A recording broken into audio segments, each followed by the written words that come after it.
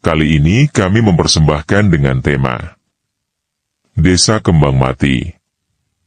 Desa Kembang Mati, tahun 1990. Udara malam menerbangkan beberapa dedaunan kering yang tertinggal di sudut halaman. Lolongan anjing liar pun mulai terdengar di sepanjang jalan tepian. Terkadang, cahaya dari lampu jalanan juga meredup tanpa sebab, seakan tak ingin dunia melihat sosok Lasiknan mengerikan yang hendak melintasi hamparan. Mencekam, namanya saja sudah membuat orang-orang di sekeliling kampung tersebut bergidik ngeri. Namun daya tarik di dalamnya, tak dapat ditepis begitu saja.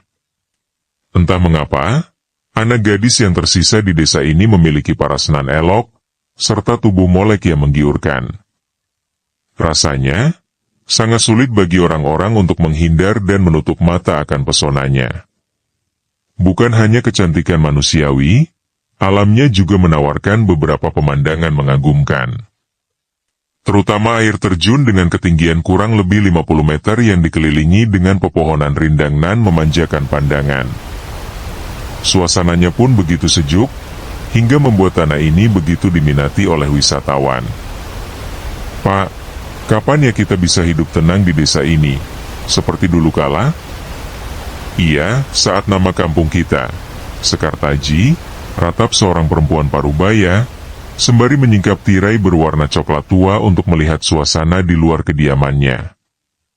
Pak Gunawan memijat kedua pundak wanita yang begitu ia cintai, dan telah hidup bersamanya lebih dari 25 tahun. Sabar ya, Bu, pintanya dengan suara tipis, hingga samar-samar terdengar. Bapak juga kangen dengan acara malam. Tapi mau bagaimana lagi, terakhir kali kita kumpulan, 3 anak gadis di desa ini menghilang secara tiba-tiba. Itu juga yang Ibu cemaskan, Pak.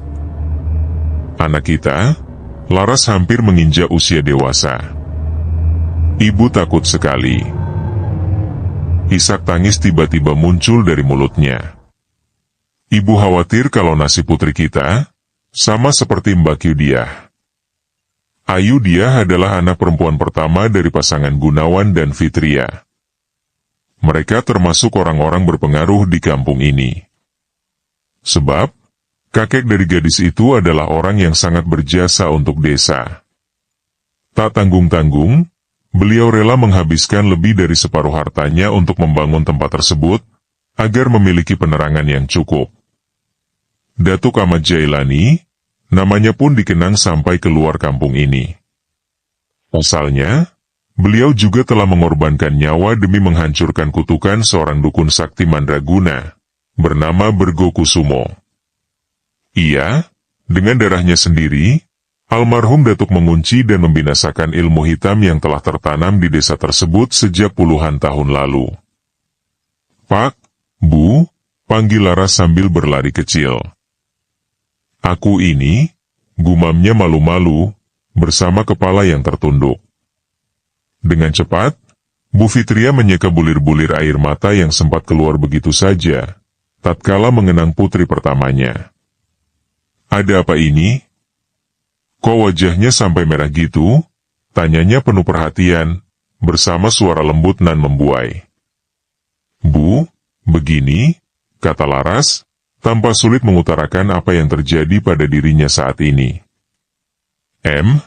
Gumamnya sembari menatap ke arah Pak Gunawan yang juga terus memperhatikan dirinya karena khawatir. Ibu menoleh ke arah yang sama dengan putrinya. Rupanya beliau mampu memahami arti tatapan itu. Lalu dengan cepat memegang jari jemari Laras untuk diajak ke dalam kamar. Sekarang, kita hanya berdua saja. Katakan pada ibu. Ada apa, nak? Ini, Bu. Laras memutar tubuhnya untuk memperlihatkan bercak darah pada rok panjang berwarna hijau yang ia kenakan, sebagai tanda kedewasaan. Oh, seloroh wanita parubaya itu, sambil tersenyum. Ibu bantu ya, nak. Ayo, ajaknya menuju ke kamar utama untuk mengambil pembalut, kemudian mengajarkan Laras tentang cara memakai, serta membersihkannya. Laras bergumam penuh rahasia. Sepertinya ada yang mengganjal di dalam hatinya. Jangan lupa untuk rajin menggantinya, ya. Kemudian saat dibersihkan harus diperas supaya benar-benar bersih, saran ibu, sambil memilin rambut putrinya yang panjang. Bu, panggil Laras, terdengar lirih. Ada apa? Laras kesulitan menelan air liurnya. Apa benar, kalau Laras beranjak dewasa, itu artinya dekat dengan kematian? Tanyanya, lugu. Laras dengar dari Embok Deswita, Bu. Katanya, belum selesai gadis ini berbicara, suara teriakan histeris terdengar berulang di halaman depan rumah mereka. Tak lama, irama kentongan berbunyi nyaring dan saling bersahutan. Ketukan ini terus memenuhi rongga telinga Laras dan ibunya. Mereka pun segera berlari ke arah luar, untuk mengetahui keadaan genting seperti apa yang terjadi di sana. Bapak-bapak, ibu-ibu, tenang, pinta Pak Gunawan yang sudah berdiri di muka pintu, sembari memperhatikan sekelompok masyarakat yang telah berkumpul di hadapannya. Ada apa ini? Coba bicara yang jelas dan satu-satu, titahnya, sambil terus mengamati. Itu, Pak. Keponakannya Ibu Mirna menghilang. Padahal cuma pergi ke jamban katanya. Jamban mana? Bukannya sudah dibilang, kalau kamar mandi harus berada di dalam rumah, dan tidak ada seorang pun yang boleh keluar di malam hari. Pak Gunawan kembali mengingatkan, dengan suara yang tegas. Maaf, Pak, mohon maaf, pinta Bu Mirna sembari menyatukan kedua tangan di depan dada. Cynthia baru saja datang dari kota, jadi nggak ngerti. Sekarang bagaimana? Tanyanya sambil meneteskan air mata, dengan suara yang terdengar bergetar. Nggak ada jalan lain, kita harus mencarinya. Pak Darmawan kembali ke dalam rumah, untuk mengambil sebuah keris peninggalan kakeknya. Lalu melangkah bersama yang lain, demi mencari keberadaan gadis berusia 16 tahun tersebut. Pak, panggil Bu Fitria, dan wajahnya tampak cemas. Kamu di dalam aja, Bu. Jangan membukakan pintu untuk siapapun. Bapak akan segera kembali, pesan pria berusia 43 tahun itu, lalu melanjutkan langkahnya. Dan kalian juga, para wanita harus segera pulang ke rumah masing-masing, lalu kunci. Iya, Pak Gunawan. Tapi, Ibu Mirna tampaknya ingin ikut di dalam pencarian ini. Pak Gunawan menatap tajam. Biar kami yang mencari, kamu harus percaya. Iya, Kang.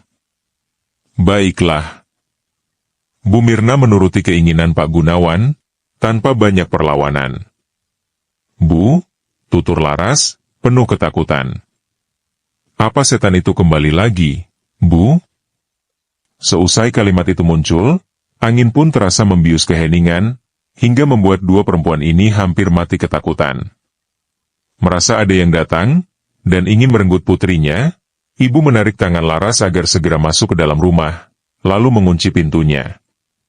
Sekitar pukul 23 WIB, suara rintihan terdengar di sisi hutan bagian dalam. Disusul dengan jeritan kesakitan yang tidak diketahui asalnya.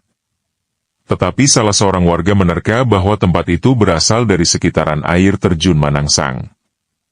Nama tempat angker yang diyakini sebagai rumah pedukuhan iblis dan ilmu sesat. Kampung Iblis, desis salah seorang warga, dan sekujur tubuhnya langsung menggigil, akibat ketakutan.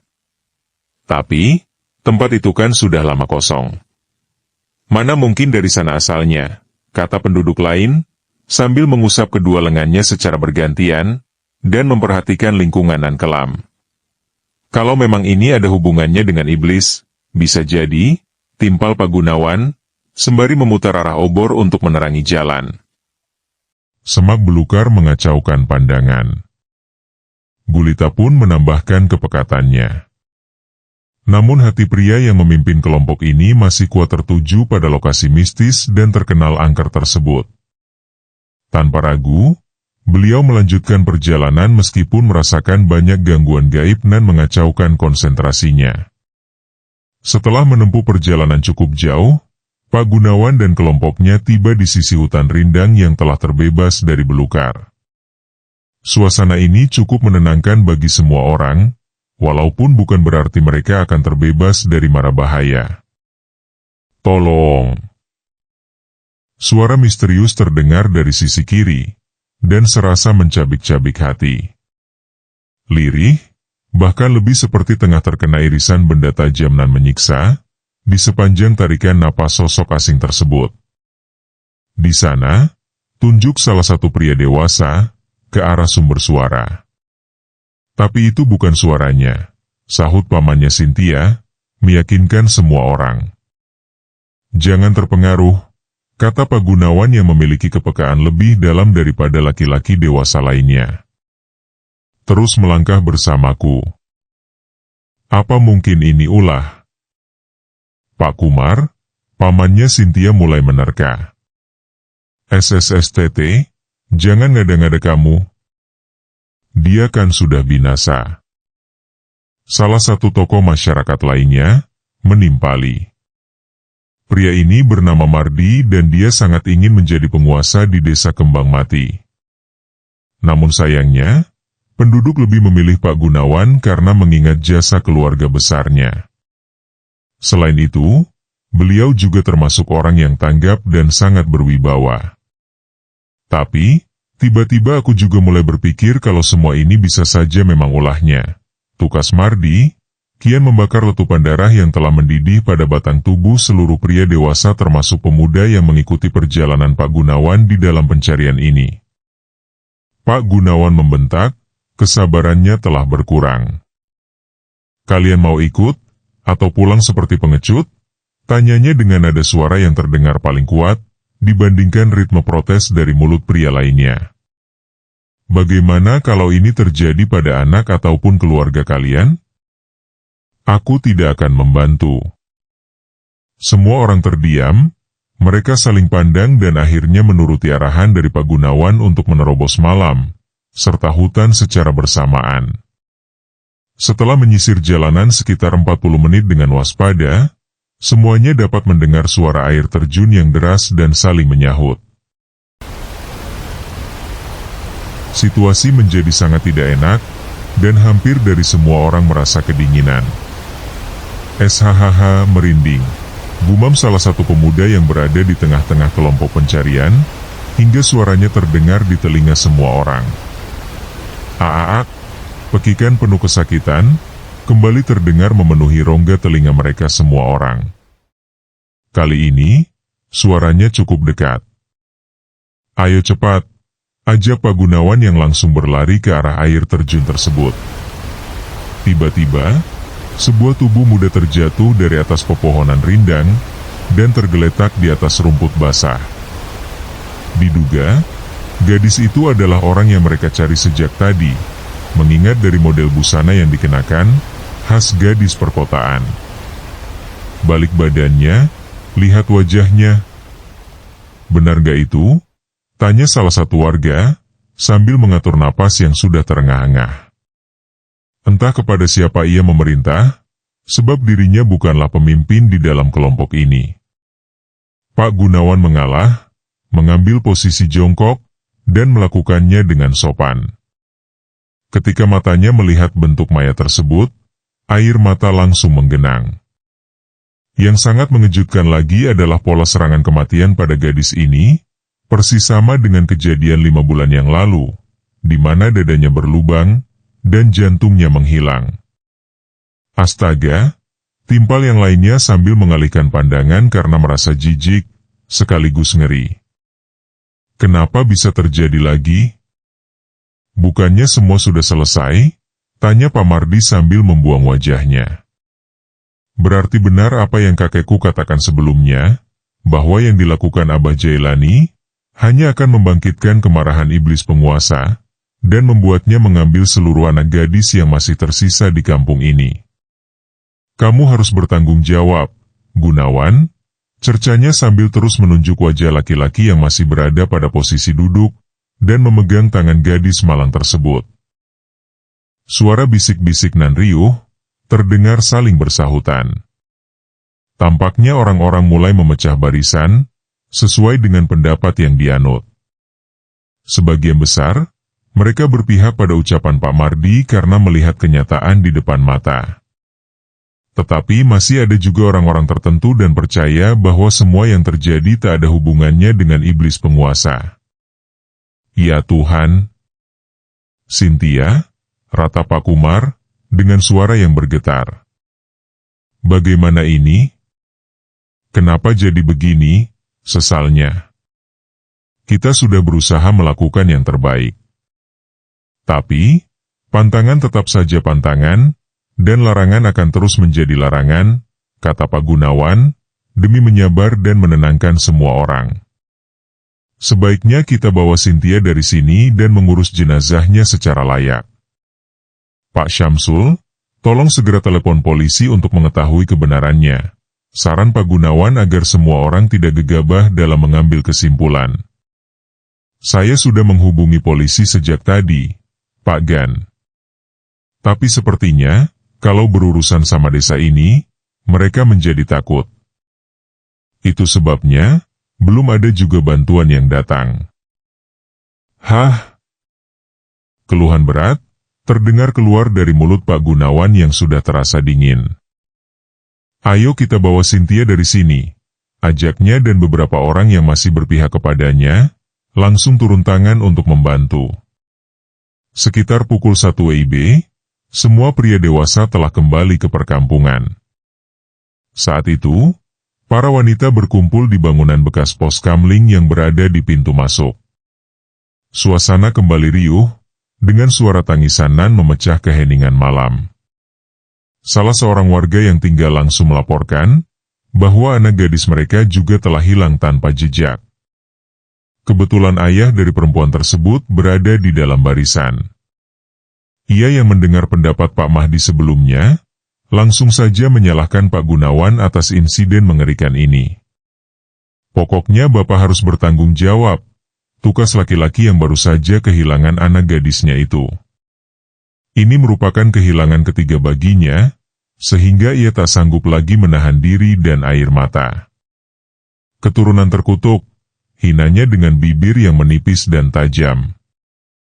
Kita harus melakukan sesuatu untuk menyelesaikan masalah ini.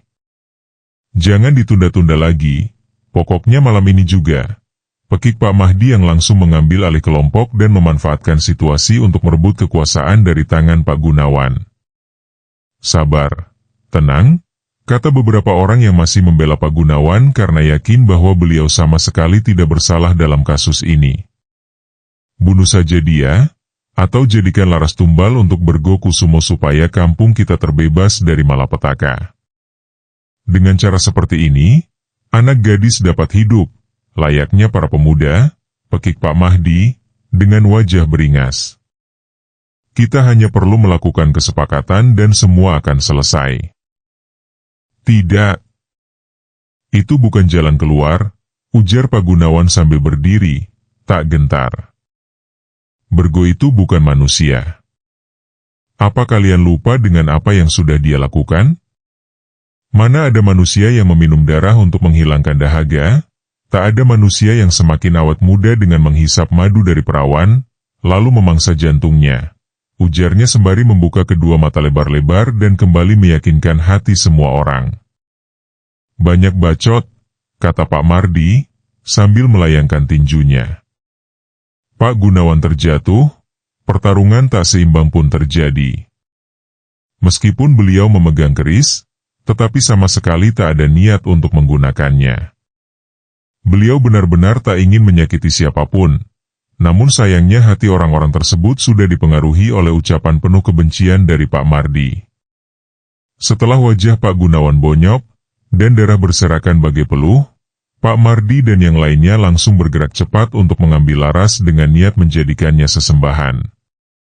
Dengan cara seperti ini, ia bisa menguasai kampung, memutus rantai keturunan Gunawan, serta mendapatkan istri yang cantik. Tanpa ada yang tahu, rupanya laki-laki ini sudah lama menyukai Ibu Fitria. Bahkan sempat beberapa kali, dirinya mencoba untuk menikmati tubuh perempuan tersebut dengan cara mengintip ketika tengah membersihkan diri. "Ayo cepat, jangan kasih ampun," teriak Pak Mardi, terdengar sangat bersemangat. Gadis itu harus diserahkan kepada Bergo Kusumo. "Iya, setuju," sahut para warga, sembari mengangkat obor yang berada di tangan kanan mereka, jauh melebihi kepala. Detik ini, di antara rasa sakit dan kesulitan saat melangkah, Pak Gunawan mencoba untuk kembali ke rumah. Tak lama, seorang pemuda muncul dan segera membantu, tetapi karena lukanya sudah begitu parah, pria parubaya ini terjatuh, dan sulit sekali untuk bangkit. "Tulong," ucapnya terbata-bata. "Tolong Laras dan ibunya," pinta Pak Gunawan, kemudian darah segar muncrat dari mulutnya, lalu tewas. Suara para penduduk desa bak gemuruh di malam yang hening. Hal ini mengundang perhatian dari Laras dan ibunya. Mereka pun mengintip deretan api tinggi yang tampak semakin dekat. Kemudian firasat keduanya memburuk, seiring dengan napas yang tersesat. "Bu, ada apa ini?" tanya Laras hampir menangis. "Bapak kemana, Bu? Bu Fitria?" Suara seseorang menggedor pintu belakang dengan sangat cepat dan kuat. "Ibu."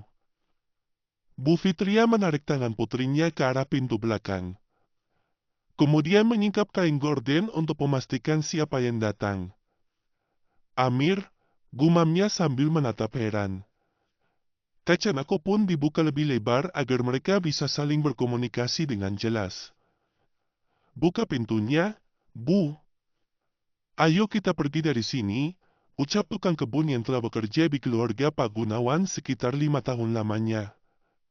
Dia begitu setia, dan tahu persis bahwa tuannya adalah manusia yang baik dan berbudi luhur. Ibu Fitria menggelengkan kepala berulang. "Gak bisa, Bapak meminta ibu untuk tetap di rumah sampai beliau pulang," kata perempuan ini, padahal hatinya sudah merasa cemas. Bibir Amir bergetar, kedua giginya beradu hingga terdengar suara retakan tipis nan memilukan hati. Kemudian ia mengangkat tangan kanannya yang telah berlumuran darah demi memperlihatkan sesuatu. "Bapak memintaku untuk membawa ibu dan Laras pergi dari sini," ujarnya, dan beberapa tetes air mata berjatuhan begitu saja. Saat ini, pemuda tersebut memperlihatkan keris keturunan yang dibawa oleh Pak Gunawan sebelumnya, sebagai senjata bila bertemu dengan sosok nan mengerikan. Benda seperti ini hanya satu-satunya di daerah mereka, bahkan motifnya sulit untuk dicari hingga keluar daerah. "Bapak," gumam Bu Fitria, dan matanya pun tak mampu memendam kesedihan yang sama dengan Amir. Seketika, tangisnya pecah seperti hujan lebat tanpa rintangan. "Bu, Bapak, Bu," timpal Laras, sambil menarik ujung baju yang ibunya kenakan. "Amir mohon, Bu. Amir sudah berjanji sama Bapak."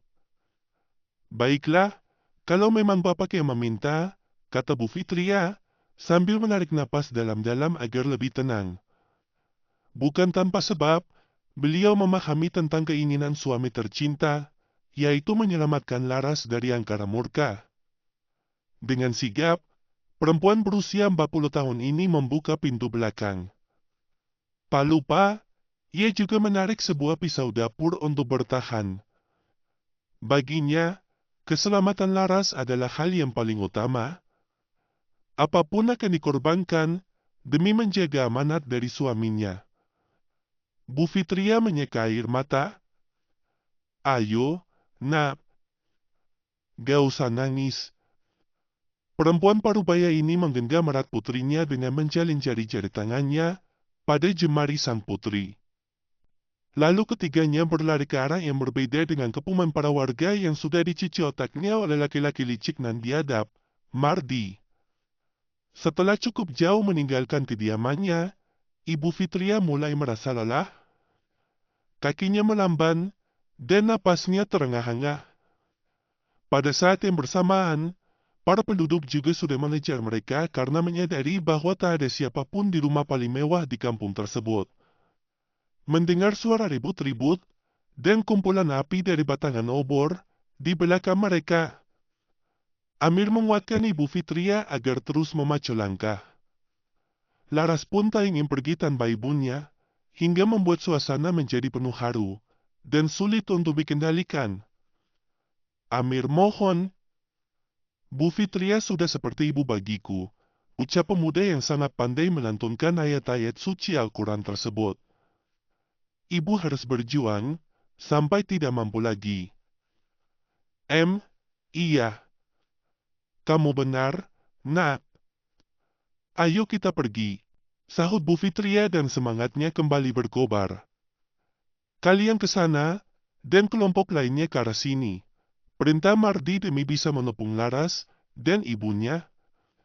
Dia juga begitu penasaran dengan sosok yang berani menentang, serta membantu sisa keluarga Gunawan untuk kabur. Gimana ini, Mir? Tanya Bu Fitria yang telah terdesak. Kita nggak punya pilihan, kecuali lari ke hutan. Timpalnya karena menyadari asal suara para penduduk desa, yaitu dari pintu gapura utama dan sisi kiri jalan pintas. Pokoknya, apapun yang terjadi, Ibu dan Laras harus terus berlari, ujar Amir sambil menguatkan hati. Arahnya hanya keluar desa. Amir yang sering mendengar tentang hutan larangan tersebut, tak mengizinkan Laras dan ibunya melangkah ke dalam sana karena semuanya akan sama saja dengan kehancuran. Tapi bagaimana caranya? Kalau Amir bilang lari, ibu dan Laras harus cepat. Mereka, biar aku yang mengurusnya. Tapi, Nak, ibu harus percaya kepadaku. Mohon Amir sambil melengkungkan bibirnya. Laras, jaga ibu, ya? Iya, Mas Amir. Pemuda itu mengeritkan dahi dan menatap sekitar. Setelah yakin dengan temponya, ia langsung melakukan sesuatu, seraya memberikan aba-aba. Sekarang, Bu. Lalu Amir mendorong beberapa orang ke belakang untuk memberikan jalan bagi Laras dan ibunya agar bisa lari dan berjuang untuk hidup. Menyadari aksi Amir, Marbi langsung berlari sangat kencang untuk mematahkan kakinya. Benar saja, pria berusia 42 tahun ini menekel kaki kanan Amir hingga terdengar suara retakan dan patahan yang berderit di telinga. Allah, ucap pemuda itu, dan kedua lututnya langsung terjatuh, menyentuh tanah. Kurang ajar, pekik Marbi, dalam bentakan yang kuat. Kejar mereka, jangan sampai lolos. Ketika Marbi turut mengayun langkah, Amir menikam paha kanan pria tersebut sebanyak 2 kali. Daging tebal terkoyak akibat keris milik Pak Gunawan yang telah pemuda itu ambil alih, hingga berhasil memperlambat gerakan pria kejam tersebut. Sia Aal, era Marbi, terdengar sangat marah. Bangsat, kamu masih sanggup menyerangku, katanya sembari melayangkan obor di tangannya untuk memukul. Geram, Mardi membuka obor dan menumpahkan minyak ke arah wajah dan tubuh Amir. Kemudian ia melempar api ke arah pemuda tersebut hingga membuatnya terbakar, tanpa bisa bergerak sedikit pun. Masih ingat berjuang, Amir mencoba untuk menahan dengan memeluk kaki kanan Mardi yang telah terluka. Sampai-sampai, bagian tersebut turut terbakar dan membuat mulutnya memekik tanpa jeda. Teriak Mardi, sambil terus menerjang wajah Amir hingga pemuda itu tidak berdaya. Beberapa warga yang mendengar suara jeritan mengerikan tersebut, langsung berlari ke arah Mardi. Mereka segera memberi pertolongan kepada laki-laki yang sudah menggunakan topeng tebal tersebut. Pria yang pandai bersilat lidah itu pun langsung mengatakan bahwa Gunawan memerintahkan Amir untuk membunuhnya. Warga marah, kemudian menyumpahi pemuda baik, bersama nama Gunawan. Hal ini membuat hati Mardi puas dan tertawa hebat. Telah sekian lama, akhirnya ia berhasil menguasai hati penduduk desa Kembang Mati. Dengar, temukan Laras dan bawa dia ke hutan larangan. Kita harus segera menyelesaikan masalah ini. Untuk Fitria, ikat saja dia dan usahakan untuk tidak menyakitinya. Perintah Mardi pada penduduk dan 4 orang di antara mereka adalah kaki tangan bawaan laki-laki tak berperi kemanusiaan itu. Baik, Tuan. Kami pasti akan segera mendapatkan mereka, jawab orang-orang tersebut, kemudian melanjutkan pencarian. Sementara Mardi, tengah diurus oleh 2 orang anak buahnya untuk diberikan pertolongan pertama.